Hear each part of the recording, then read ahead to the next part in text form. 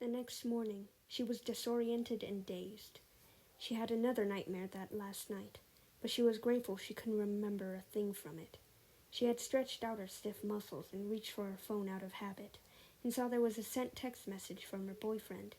She scrambled to both get out of bed and open her text messages, but ended up falling to the floor because of her flailing and choking on her own saliva in the meantime.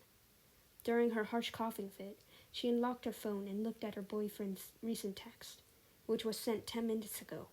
And what she did see before she began to rush around her room like a headless chicken was something along the lines of, he was at a cafe in town and was waiting for her if she wanted to join him. Of course she would!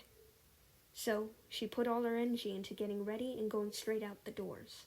She dressed in her best attire and threw her familiar dark gray coat on because of the present chill outside, and continued running from there.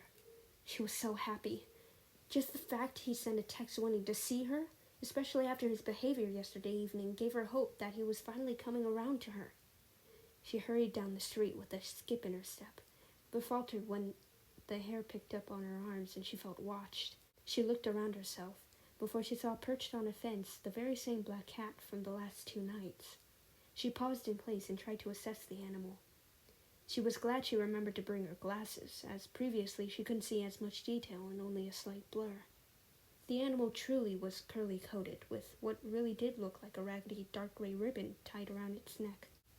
It was laying on the worn wooden fence and seemed to be sleeping. But its ear flicked, and it soon after raised its head to look at her. From the most she could see at the distance, even with her glasses, it was adorable.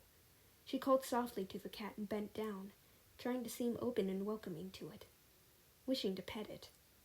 It never moved from its spot on the fence, and she began to feel foolish about crouching on the sidewalk for so long. She got up with a sigh and was about to continue on her way when she realized the sense of being watched again didn't really leave her, and soon she looked up and was met with a very unsettling sight. Up in the cult girl's house, inside a dark window, she saw a silhouette of someone peering out from behind the glass and straight down at her. She could feel the eyes burning holes into her, and she knew that it had to have been the cult girl. She gulped, and immediately fast walked away from the area without looking back.